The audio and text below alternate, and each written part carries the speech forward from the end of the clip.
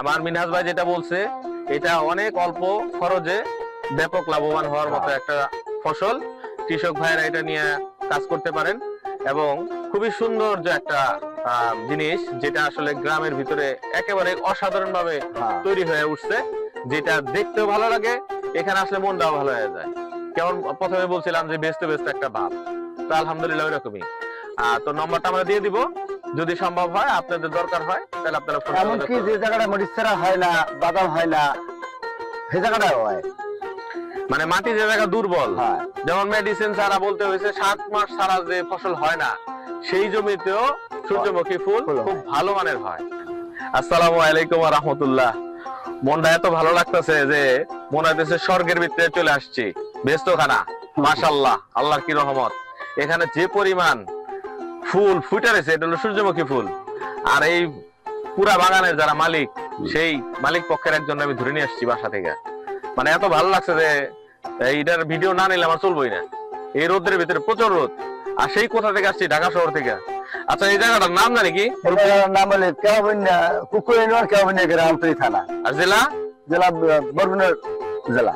তো যাই হোক, আলহামদুলিল্লাহ এই করি আমরা, খুব ভালো তেল পাই এবং ভালো লাগে, খুব ভালো। বহুত মানুষ আসে এখানে, মানে শত শত মানুষ ক্যামেরা করে, ভিডিও করে, খুব সুন্দর লাগে। তার মানে 3 বছর যাবত করে, 3 বছরে বিশাল অভিজ্ঞতা হয়েছে ভাইয়ের। পরিশ্রম কম। হ্যাঁ, পরিশ্রম কম। বিচি গুলা, এটা যে চারা লাগাইলেন, সেটা কোথা থেকে কেমনে আসে? সরকারি কৃষি অফিসে দেয় আমাগো, আমরা কিনে আনি না, আর আমাগো দেয়। তো এটার বিচির ভিতর থেকে যে তেলটা হয়, সেই তেলটা আপনারা? আমরা ভাঙ্গাই, মেশিনে ভাঙ্গাই, আমরা তরকারি খাই, মাছ গোস খাই, গায়ে দেওয়া যায়, মাথা দেওয়া যায়, কোনো সমস্যা নেই। মাশাআল্লাহ, একটাতে সবকিছু হয়। সবকিছু হয়। আর সূর্যমুখী ফুলটার যে বিচি, সেটার যে তেল, সেই তেলটা প্রাকৃতিক এবং খুবই আমাদের শরীরের জন্য একেবারেই ভালো, খুবই ভালো। ফুলটা খুব পবিত্র। হ্যাঁ, আর ফুল তো পবিত্র জিনিস। নারকেলের মতো সুন্দর। এটা কি ঘ্রাণ হয় নাকি? না, কোনো ঘ্রাণ হয় না। নারকেল তেলের মতো দেওয়া যায় সাদা তেল। সাদা তেল, বাস নাই তেমন একটা। যাই হোক, আপনার নামটা কিন্তু আমি জানিনি। আমার নাম মোহাম্মদ মিনহাজ হাওলাদার। মিনহাজ হাওলাদার।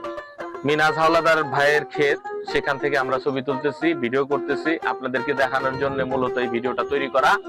আপনারা মিনহাজ ভাইয়ের জন্য দোয়া করবেন। আর যদি কারো এরকম মনে হয় যে মিনহাজ ভাইয়ের বাগানে ছবি তোলার জন্য আসবেন, এইখানে ফুলের বিচি সংগ্রহ করার জন্য আসবেন, অথবা তেল নেওয়ার জন্য আসবেন, মিনহাজ ভাই আপনাদের জন্য শত শত লোক আসে, একেবারে ক্যামেরা করে, অন্তরের অন্তঃস্থল থেকে আমাদেরকে ভালো লাগে।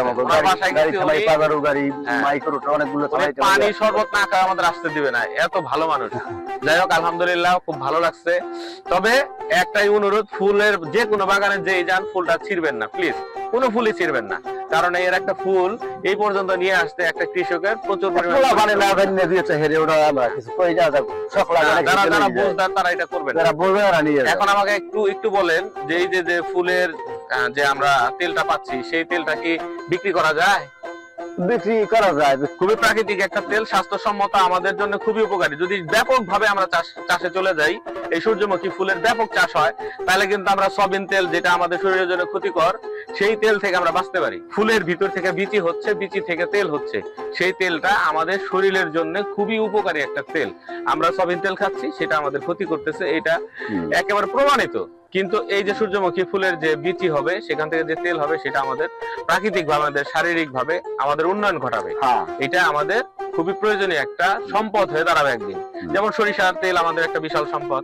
তো আমাদের অনেক কৃষক ভাইয়েরা আছেন, আমাদেরকে যদি এই তেলটা খাওয়াইতে চান, তাহলে সূর্যমুখীর চাষ বাড়াইতে হবে। আমাদের বাংলাদেশে ব্যাপকভাবে যদি সূর্যমুখীর চাষ তৈরি হয়, যদি করতে পারি আমরা, তাহলে ভবিষ্যৎ, আমাদের ভবিষ্যৎ প্রজন্মের জন্য আমরা একটা ভালো জিনিস রেখে যেতে পারবো। আমরা সয়াবিন তেল থেকে বের হয়ে আসতে পারবো। আল্লাহ আমাদের সেই তৌফিক দান করুক। এবং আমরা চাই সূর্যমুখী ব্যাপকভাবে চাষ হোক। এবং এখানে তো লস নাই কোনো, তাই না? এখানে লাভই লাভ, শুধু যারা করবে শুধু লাভই লাভ। কারণ এখানে যে ভাইয়া বললো যে এক চাষ দিলেই আনাফ, এবং এটার ভিতরে একবার গাছ লাগাই দিলে সার হয়তো সামান্য লাগে নাকি? ওই হালাবার সময় সার দেবো, আর এই কূপ দিয়া একটু গোড়াতে মাটি দিয়া একটা করে দিলি, বিচি লাগাই দিয়া শুধু মাটিটা 2-4 পানি দিলে গাছটা ভালো হয়। পানি দিলে আর একটা পানি সেচের ব্যবস্থা দরকার হয়। আর গাছের ভিতর থেকে যখন এটা আবার আমরা ফলটা তুলে নিয়ে যাই, তখন আবার কিন্তু প্রচুর পরিমাণে লাকড়িরাও কাজে লাগে আমাদের জন্য। মিনহাজ ভাইয়ের মোবাইল নম্বরটা আমরা দিয়ে দিচ্ছি। যদি কোনো কৃষক ভাই এটা করতে চান আলহামদুলিল্লাহ, কারো যদি তেলের প্রয়োজন হয় আপনারা নিতে পারবেন আলহামদুলিল্লাহ। আর যদি কেউ এমনিই বেড়াতে আসতে চান তার জন্য আলহামদুলিল্লাহ। যদি এখন বেশি নিতে চায়, আমার মিনহাজ ভাই যেটা বলছে, এটা অনেক অল্প খরচে ব্যাপক লাভবান হওয়ার মতো একটা ফসল। কৃষক ভাইরা এটা নিয়ে কাজ করতে পারেন এবং খুবই সৌন্দর্য একটা জিনিস, যেটা আসলে গ্রামের ভিতরে একেবারে অসাধারণ ভাবে হ্যাঁ তৈরি হয়ে উঠছে, যেটা দেখতেও ভালো লাগে, এখানে আসলে মনটাও ভালো হয়ে যায়। কেমন প্রথমে বলছিলাম যে বেচতে বেচতে একটা ভাব, তো আলহামদুলিল্লাহ ওইরকমই। তো নম্বরটা আমরা দিয়ে দিব, যদি সম্ভব হয় আপনাদের দরকার হয় তাহলে আপনারা ফোন করে এমনকি যোগাযোগ যে করবেন। জায়গাটা মরিচ ছাড়া হয় না, বাদাম হয় না, সে জায়গাটাও হয়।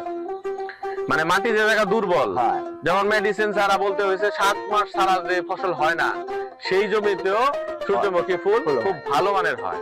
তো আপনারা যাদের অনাবাদী জমি পড়ে রয়েছে অনেক, তারা এটা করতে পানি পারেন। শীষ দিলে আরো ভালো হয়।